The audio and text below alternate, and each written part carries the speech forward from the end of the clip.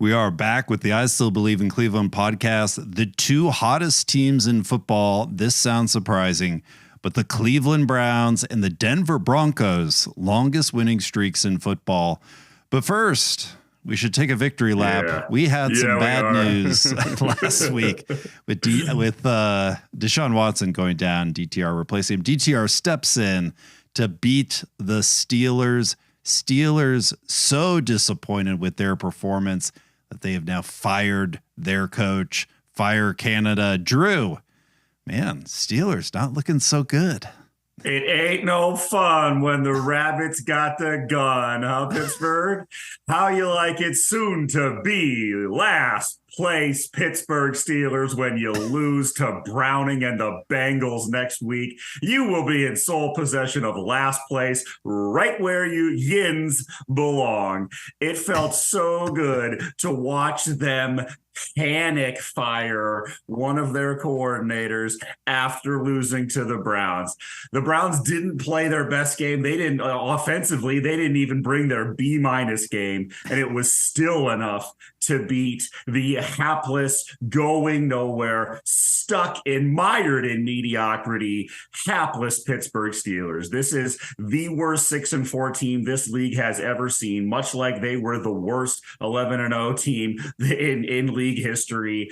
They're talking now on Pittsburgh radio about how this is all Tomlin's fault and that he should be on the hot seat. They are panicked in Pittsburgh, and it is absolutely hilarious to see. As soon as they lose to the Bengals, they will be once again the last place Pittsburgh Steelers. We will remind you of that often on this here podcast, but it just felt amazing to watch them just absolute smashing of that panic button.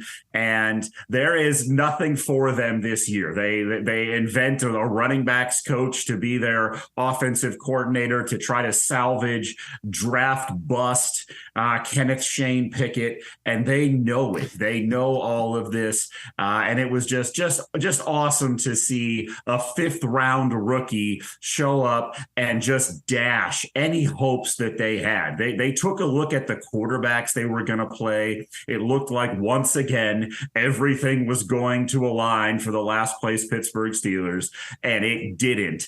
And that's just step one of that. Is a loss to a 5th round rookie. You're going to see step 2 next week, and it's just going to be more of the same. And as they continue to utterly waste the career of TJ Watt, they know they're going nowhere, and it is phenomenal to see. Hats off to DTR for walking in there. He said, I know I can do this. And then he went out, and when it mattered most, he did not have a great game. But when the cards were on the table, when one of those quarterbacks had to do something, the last place Pittsburgh Steelers got the ball at midfield and did absolutely nothing with it.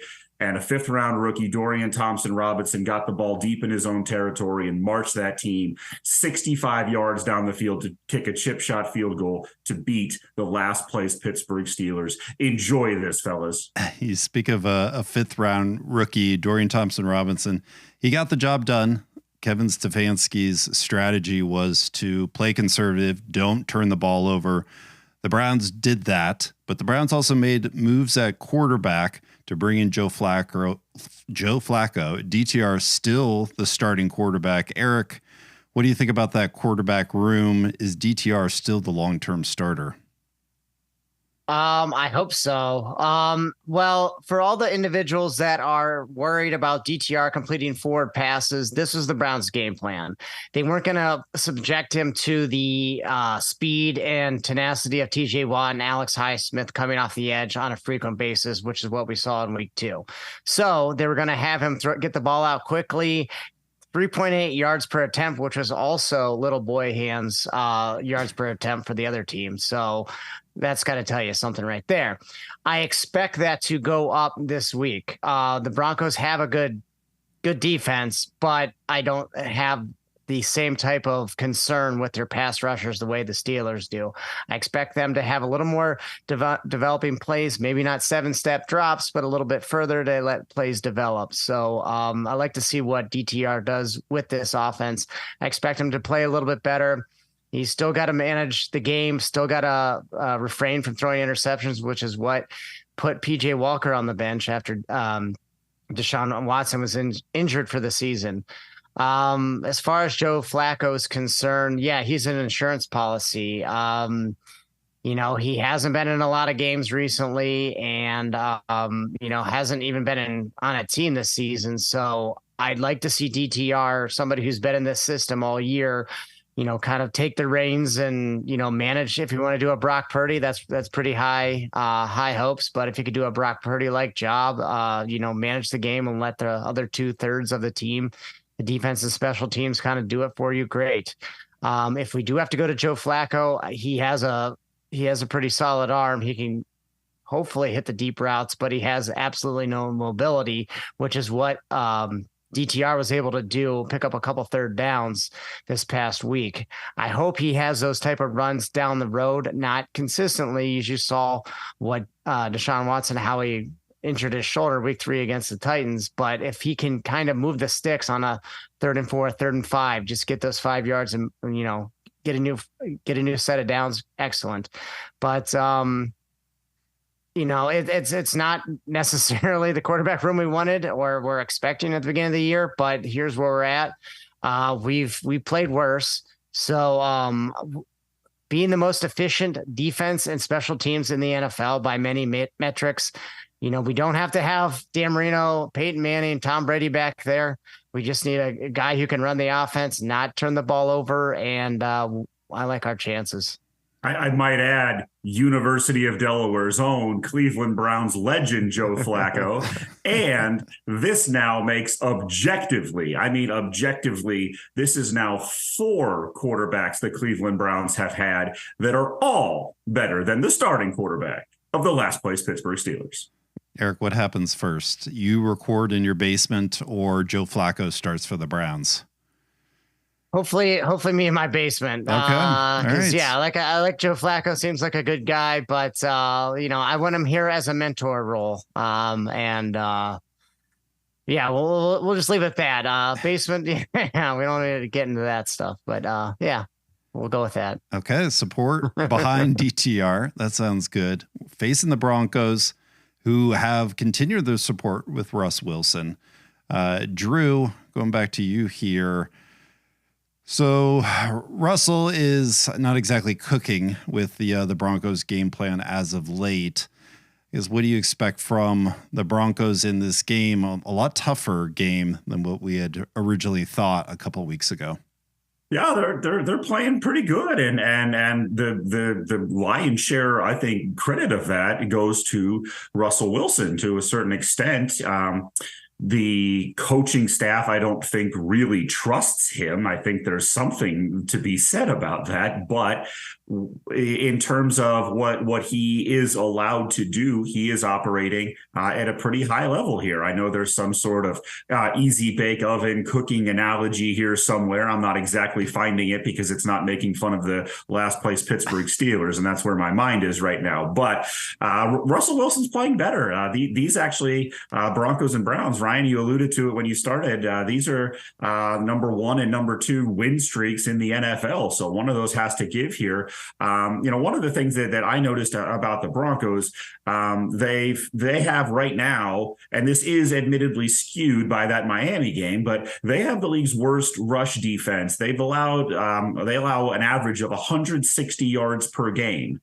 To give you an idea, the number 31 team, the second worst team in the league, the current last place Cincinnati Bengals, they allow 138 per game. So that is significantly different between even 31 and 32. So I'm hoping that the Browns don't try to throw the ball 43 times in this particular game. I'd like to maybe limit the number of passes to, say, 25 and run the ball significantly more than they did last week. I think that's trying to protect a 5th-round rookie in his 3rd start ever. I think that's probably the play against a rush defense that can be got if you stick with it. So that's what I'm seeing. That's what I hope they do. But, I think it's going to be a much harder game than originally anticipated when the schedule came out. It's likely going to come down to the defense once again.